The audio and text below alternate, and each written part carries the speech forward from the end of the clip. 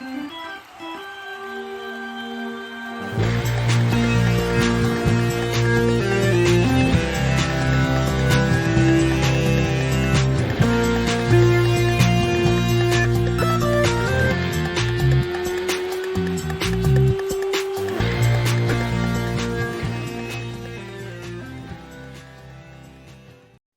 is up, people? Welcome back to the latest episode of Chatter from the Cheap Seats. My name is Jack Feldman, and today I am joined by a very special guest, Kadi of the House of Ballers podcast. Rome, how you doing, my man? I'm good. Let's get right into it, man. Let's not waste any of our time. Let's just get right into it, bro. I'm ready for it. Gonna get right into it, and let's start off, Rome. Just tell the people a little bit about yourself, a little bit about your fandom, what teams you root for. What has been your sports experience growing up through the years?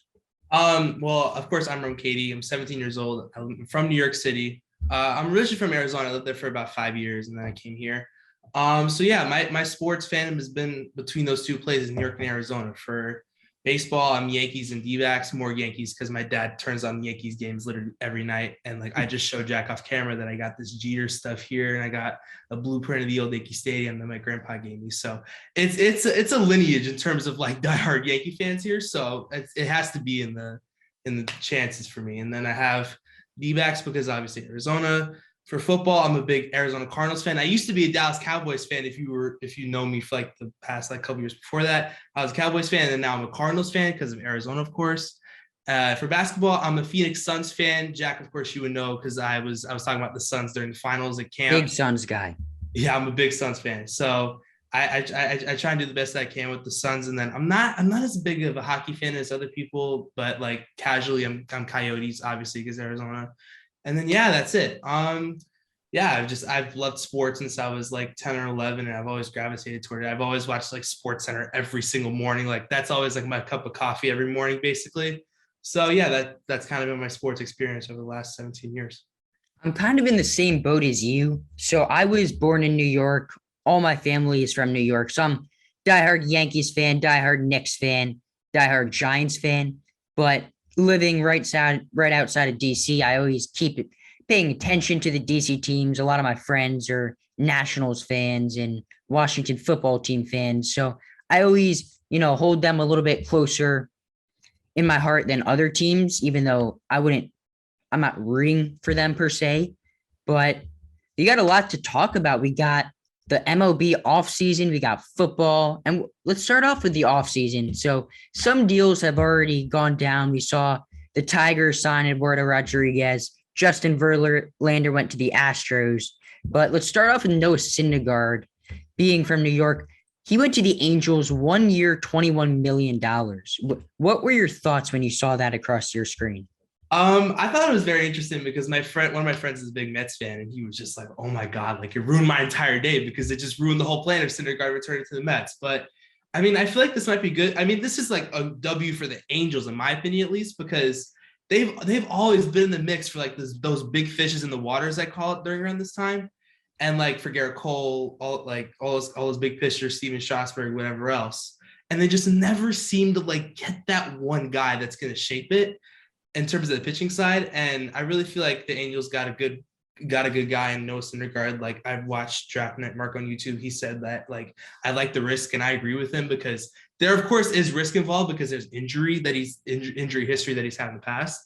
But I mean, if he strings together anything like he's been in the past when he's healthy, like he could be a really scary pitcher for this Angels team. And if they start stringing together like a Marcus Stroman signing, or whoever else is on the pitching market, like Robbie Ray or whoever else, if they string together a decent rotation going into this year, and if Mike Trout, Ohtani, and Rendon go off this year, and then if they re-sign Raisel Iglesias, which I'm sure they might, but I don't know yet. We'll see where the Angels go. I mean, they're a very, very, very intriguing team to look out for. So we'll see what happens with them. They're such an intriguing team because they have the best player in baseball in Trout, possibly the most entertaining player in baseball in Ohtani, and they just haven't been able to make the playoffs. They got Rendon, who's going to be healthy next year. He was just an incredible player to watch in DC. He was unbelievable, him and Soto. So I'm excited to see him back healthy. But if they can just get mediocre pitching, they're going to have a chance to make Yeah. the playoffs because that's how good their lineup can be. Yeah. And the Syndergaard deal, yes, it's a lot of money for someone coming off a TJ, but it's only a 1 year deal. If it doesn't work out, it's not too much of a big deal per se, but he's a guy that when he's healthy and he's right, he's a game changer. Yeah, I would definitely agree with you on that. Like, of course, the contract's really small too, because like you said, like after 1 year, if it doesn't work, then you can just hop back out to the Mets or whatever else signs him at this point. Justin Verlander is another guy, sort of a similar deal, coming off a TJ, looking for that 1 year deal. And he got a 1 year deal with a player option for a second year deal, $25 million to the Astros. Yeah, I honestly, it was like his talk was like very out there. Like a lot of different teams were on him. He was like East Coast team, Florida, whatever. He had those like guidelines and all that stuff, and then went back to the Astros. So I was like, that like if you follow me on the Instagram account, House of Bars, by the way, I was just like, it's kind of all for nothing at the end of the day, because that all that talk about going to another team. Oh, he had that showcase where he was ripping off like 97-mile-an-hour pitches. Like it was just kind of all this buzz, and then it was like, oh, okay, he's going back to the Astros. So I mean that's fine. I mean the Astros they're gonna probably be good again because they're just the Astros for some reason, even without the scandal or even with or without it. But it's just like, I mean Verlander would be a good spot for them at this point, but we'll see what happens with them. Like, it seemed like everybody in the baseball world thought that Verlander was going to end up on the Yankees. We heard the East Coast rumors. He was working out at Eric Cressy's place, all these things. And he ends up going to Houston, which, calling Houston the East Coast is a little bit generous, got to say. But it makes sense for both sides, I guess. I mean, yeah. I heard that the Yankees offered him 1 year, 25 mil, but they wouldn't give him the second year. And it's a little ludicrous for a guy coming off a TJ to give him $25 million for multiple years. If you're the Astros, they can't control whether he accepts the player option. So it's a lot. Let's get in now to some more Yankee specific talk. Rome, a lot of rumors swirling about Matt Olson. I'm sure you're up to date on all those. What have been your thoughts the past couple of days when you're hearing about these? I honestly really like the fact that the Yankees are going after Olson. I mean, then again, though, it's kind of that same generic kind of player that the rest of the Yankees have, with guys like Judge and Stanton. But Olson's not really, I mean, as far as I'm concerned, like, I think Olson's not really that big of a strikeout guy. I'm more of a home run guy and put a ball in play kind of guy. So if they can get him, like, I feel like he's a better, younger version of Anthony Rizzo, basically. So, I mean, it doesn't matter whether you re-sign Rizzo or trade for Olson. It's basically you're getting kind of the same player, just that Olson's a little bit better, a little bit younger, a little bit more lively. Kind of get and honestly, if he does come to the Yankees, he'll definitely like be shooting for upper deck and right. Like perfect stadium. Like it's perfect stadium for him because he's a pull hitter too, because he can just shoot them right out of the stadium. I mean, some home runs might go to the third deck for him. Like the last third deck home run that I can remember at the stadium was like Kendrys Morales back at like 2019 or something like that. And those were some good times. Kendrys Morales. Sure. That's a name. But like that, yeah. But like for Olson, I think he could hit like 5 of them third deck. Like that's how much power he has. Yeah. And on the defensive side too, you get a guy who's just gonna stab it at first, can like lay out, make great plays, make turn double plays from first. And that's what Rizzo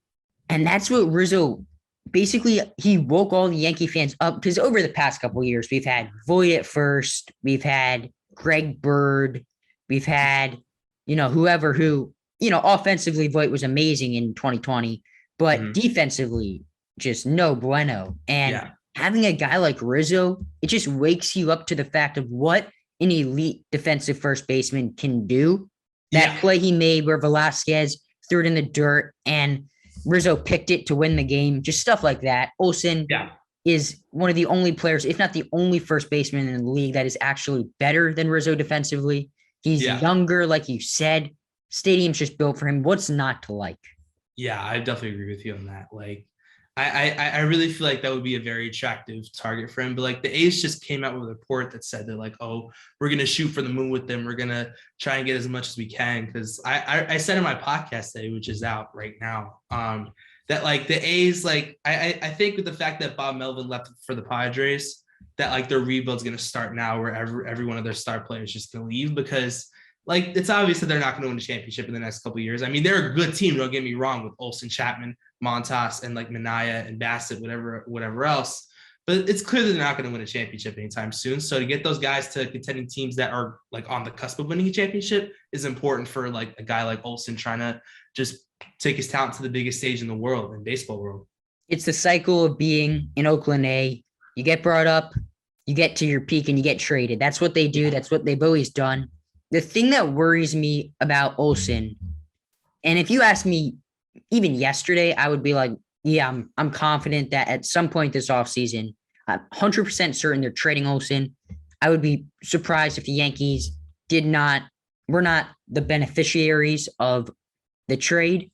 But the report that came out that said the Oakland A's asking price is astronomical, that worries me because two things can happen. One, it can be a smokescreen, and later in the offseason, the A's are going to get impatient and trade them and lower the asking price, which very well could be the case.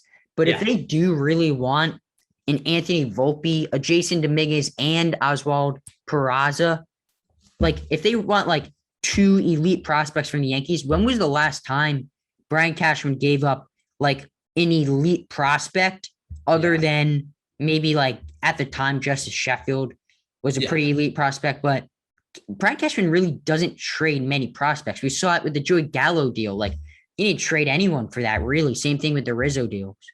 Yeah, I was just about to say, I was like, Cashman's kind of that prospect hugger that's like trying to keep his like core talent together without like overcompensating too much, which is actually kind of smart because like if you're able to like get a bargain for a kind of guy like Olsen or Rizzo or Gallo, like you mentioned, like that still has time for guys to come up and succeed, like Dominguez and Volpe and Oswaldo Peraza or whatever else. So I mean, we'll see what happens with it. Like I'm intrigued to see how the rest of this offseason goes down for the Yankees. Like, I mean, I know we're going to talk about this later, but the fact that like Yankees could get a big shortstop like Correa, Seager, Simeon, whoever else, like it's all up to them. So I'm excited to see what Cashman does. Like, I hope he could pull out something great for them, but we'll see what happens. I'm intrigued. Let's get into it right now. Shortstop market. Correa, Seager, Simeon, another guy. What are your thoughts on it? Who do you think they're going to land? Yeah, and Story too, if you didn't mention that. Oh, Story's great, yeah. And then Baez too. There's so many shortstops. That's 5. Like off the rim, that's 5.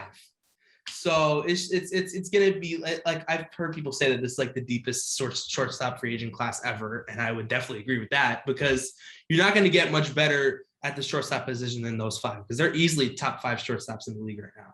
So like, do you want me to like say like who they're gonna go to, or I mean, who do you want? Like, if you could have your pick of any of the 5, who would you want?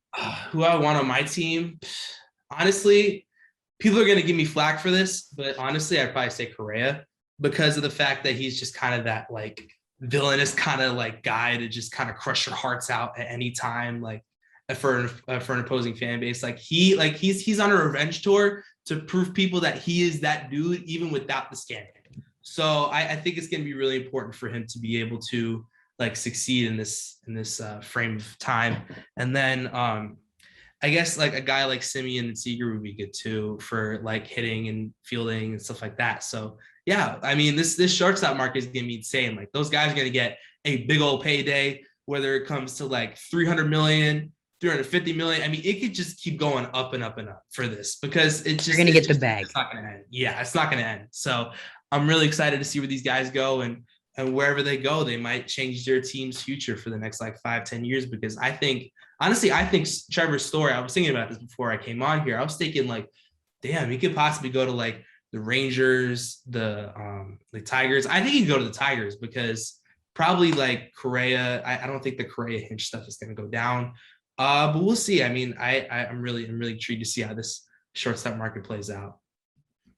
Makes a lot of sense for the Tigers to go out and get one of the big fish.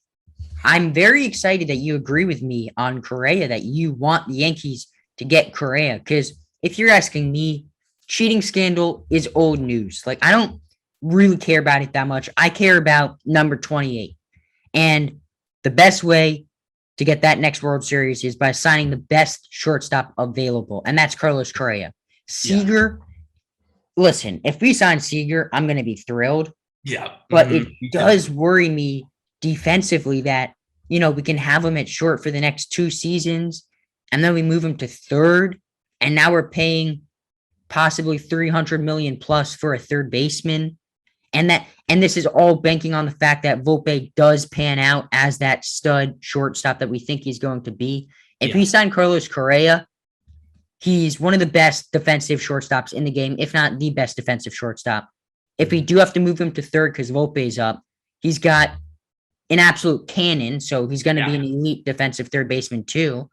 Yeah. So it just makes too much sense for both sides. I do think Correa is going to end up being a Yankee, and it's going to make me a very happy man. Yeah. I would think so too. But then again, I wouldn't be mad about Seager too, because you got that lefty bat, and there aren't that many lefty bats besides like Rizzo if they re-sign him, or maybe if they trade Olsen, who knows. I just think Seager would be a really good get, but my ideal dream is Correa. But I wouldn't be mad at Seager, Simeon, Story, whoever else. I wouldn't be mad at that either. Ideal, realistic Yankees offseason for me is we make the trade for Matt Olson at first. We sign Correa for shortstop. And this is getting a little greedy, but maybe we get Starling Marte in center. Because I think the Yankees are going to spend, man. I really do. You don't go out there and offer a pitcher off of TJ $25 million if you're not planning on getting an elite shortstop and 1 to 2 other elite players. That's what they're going to do. Howe is opening up the checkbook. Brian Cashman is going to go Death Star mode, and the Yankees are going to land 2 to 3 All-Stars. Mark it right here. That's what's happening. Yeah, for sure. I definitely agree with you on the fact that Correa and Olsen are going to be there. I also like the fact that you mentioned Starling Marte too, because I honestly, when he got traded from the Mariners to the A's, I thought he was just going to be one of those guys who just wouldn't produce, but he proved me wrong. He had like a bunch of stolen bases. He bopped a bunch of homers for the A's. He got them close to a playoff spot, he got them close to a playoff spot.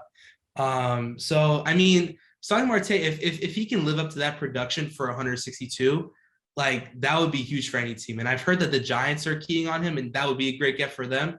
But also another team that like I really think would get a center fielder, if you've been following me on the Instagram, I've mentioned this, is the Astros, because I really think that like in the playoffs we saw that they had these like carousel of guys like Jose Siri, Jake Myers, I forget the other guy. So there was just like a bunch of different guys in center field during the playoffs. And I really think if you get that kind of stalwart in center that like Springer was, if you get a guy like Starling Marte, if you get a guy like Byron Buxton, like those two guys are going to really be key for those Astros, as if like Correa resigns or whatever else. But I think if Correa leaves to go to another team, I think that'll free up cap room for the Astros to go out and get like a Marte or Buxton. Wouldn't surprise me at all if that is what the Astros end up doing. One more thing on the baseball before we head over to the football. I saw this on Twitter and I wanted to share it because it is really fascinating when you actually think about it. So John Heyman tweeted out a couple of days ago that the Brewers in 2015, they had a trade worked out for Zach Wheeler from the Mets. But then Wilmer Flores was caught on TV when he was notified about the trade, and he was just devastated. He was crying. I don't know if you remember this. And I definitely do. So they backed out of the trade. And if you think about the people that were included in this trade, first of all, the Brewers would have got Zach Wheeler, Carlos Gomez, and Mike Fiers would never have been sent to Houston. And that also means that Josh Hader would never be a Brewer. But the craziest thing is if Mike Fiers never goes to Houston, do we even know about the cheating scandal? Probably not. Oh my God, that is so right. Wow. I mean, that's insane. I did not even think of that. Wow, that is crazy. I mean, somebody else could have probably been the whistleblower, but still. There's so many different aspects of that trade that so many aspects. 7 years later, it's just extremely important. But let's get into the football realm. We got a big NFL Sunday tomorrow, probably today when you guys are listening to this. Got some good matchups. We got Colts, Bills. That's going to be a good game. Cowboys, Chiefs. We got some good games. You got Giants, Bucks, Monday Night Football. What games do you have your eye on? I've been thinking about this for a while. I think Bengals Raiders is going to be a big game too, because both those teams are really good. Joe Burrow and Jamar Chase are getting that connection like revamped from LSU days. And the way that the Bengals have played, even though their past 7 games or 7 or 8 games, they played really well. But it's just the last 2 games they haven't been playing too well. So I think that bye week was really crucial for them to get that rest up and get recalibrate and be like, okay, time to reset for a Raiders team. A Raiders team that's really good, by the way. Even though they got demolished by the Chiefs on Sunday night, the Raiders are a really good team this year. And I did not think that. I thought they were going to be like 2-13-1. I had no promise for the Raiders like whatsoever. So I'm even surprised myself to see the Raiders doing this well. So I think it's going to be very fun. And it's going to be in Vegas, of course. So it's going to be a show at Allegiant Stadium. So I think it's going to be a good game on that front. I will be tuned into that game. I have Joe Burrow and Jamar Chase on my fantasy team, so they've been carrying me all year. Hopefully, they can carry me a couple more weeks, but you're really right about the Raiders. Nobody expected them to be anything more than, at best, a league average, slightly above average team. And ever since the first week of the season where they came out and they got that incredible game on Monday Night Football against the Ravens, they've just been playing well. They've suffered tragedy through tragedy this season, and they've managed to get back up every time. Derek Carr has taken a huge step forward this season, and I'm excited to see what they can do. Patriots just demolished the Falcons on Thursday Night Football, and it's a little bit surreal when you think about just basically our entire childhood. The Patriots have been the pinnacle of a sports franchise with Tom Brady. And just thinking of having to go through that, even a third of what they had with Tom Brady with Mac Jones, is stuff that nightmares are fueled of. Yeah, I definitely agree with you on that. Like I was doing research for my episode today, and like I was looking at that Thursday night game and the Browns game. And I was just like, Mac Jones and that defense have just been on another level. Like, I honestly like a dark horse defensive player of the year for me is probably Matt Judon. I've heard he's had like 9.5 or 10.5 sacks this year. He's been going crazy.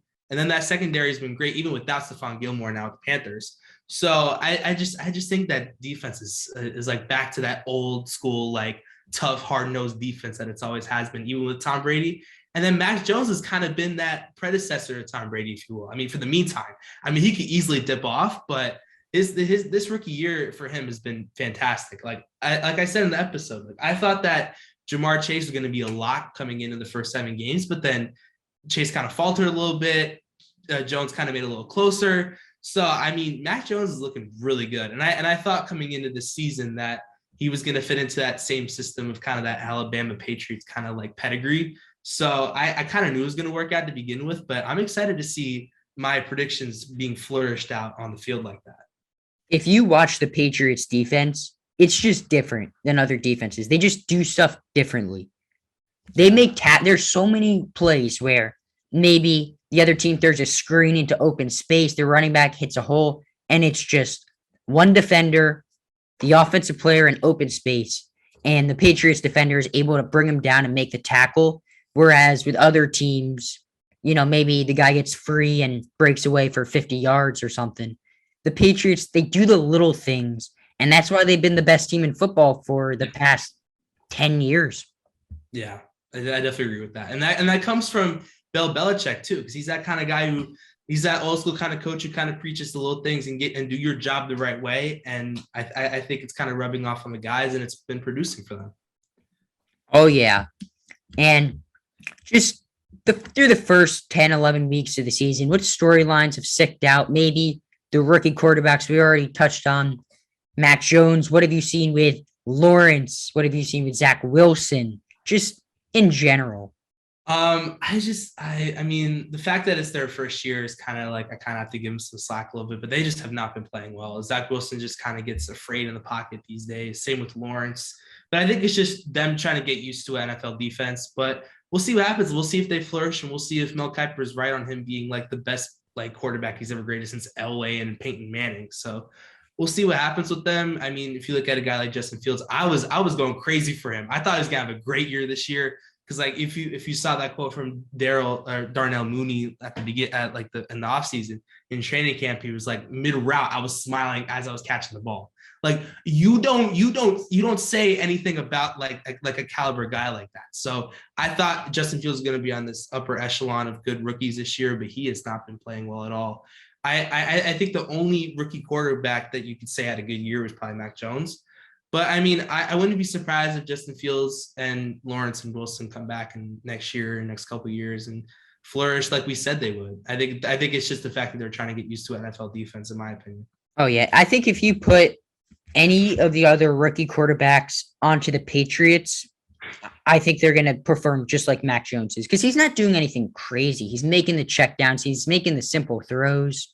But if you're a Jets fan right now, I'm going to give you a little bit of hope, because I know it's been a while since Jet fans have had any resemblance of hope. Yeah. Tough couple years to be a Jets fan. But sure. If you're Robert Saleh and Joe Douglas, you'd much rather have Zach Wilson be able to make the crazy plays and struggle with the simple throws than be able to make the simple throws and not be able to make the special plays. You can work with that. You can teach a guy to hit the running backs in the check down, hit the wide receivers on the slants. You can teach a guy to do that. Now, will they be able to do that? I have no idea. Will Zach Wilson turn out to be a good NFL quarterback? I have no idea. But there have been some flashes, not as much as you'd like to see, but he's not, there's still time, still hope left with Zach Wilson. Yeah, I definitely agree with that. And that applies to Lawrence and Fields and the rest of them as well. So absolutely. And let's transition now to some basketball. Your Suns just on fire. What is this? Have they won 10 in a row? 11 in a row? Now they won 12 in a row because they won 12 in a row? I mean, oh my God. No, 11, my bad. 11. They've been on fire. The Knicks have not been playing as well. Just what would have been your thoughts of the early NBA season so far? I mean, I don't think you mentioned this yet, but the Warriors have been just unreal with the fact that like Curry's turning the clock back like he's a friggin' time machine, dude, trying to like go back to his 2015, 2016 day. He's so good. Years. He's been crazy. He's been shooting the lights out of the arena like he always has been. And like the fact that like Jordan Poole's going to be probably a most improved player this year. I mean, Gary Payton II is dunking on people's heads all over the place. Like this team has so much depth. And if Klay Thompson comes back and is anything like he was before he got injured, like the Warriors could be championship contenders once again. I would not be surprised about that. The hype with Steph Curry started, I don't know, when we were 11 years old, 10 years old, maybe. 10, That was probably the peak where, Stephen A. Smith was saying he's the best player in basketball and all these things. And it's kind of died down in the past 2 years where, he's not mentioned in the same breath as a Kevin Durant or the other top 2, 3, 5 best players in basketball. And it's fun to see. He is not faltered at all. He is the exact same player he was 4, 5 years ago, and he can still get it done. He plays hard on both sides of the ball, and his shooting, man, there's no one that's ever going to beat it. Yeah, I have a funny story about that because like he was the one who really got me into basketball, and so much so that I had a Steph Curry fat head, those like little big cutout sticker posters. I had that on my wall when I was little, and he just had such a big impact on me. Like the fact that he could shoot from anywhere and still like swish it without even touching the rim, it's just like from otherworldly. Like I say, like the dude's from Krypton and he has no kryptonite. Like this dude is incredible. He's so good. And then also another team that I want to point out is the Chicago Bulls because I thought they were going to be a top 3 team, and they are proving me right. And like one thing I want to point out about the Bulls here is that like I don't understand this hate on DeMar DeRozan. He's always been a good player. I don't understand why. Maybe it's because he's on the Spurs. Like maybe Popovich didn't work out. Maybe they moved the power forward. It wasn't the right move. But the fact that he's on the Bulls and producing the way he has been the past 15, 16 games is he's been turning back the clock to Raptors days. And then Vucevic, Caruso has been a lockdown defensive guy. He might win Defensive Player of the Year with how he locked up the Nuggets last night or 2 nights ago if you're watching this.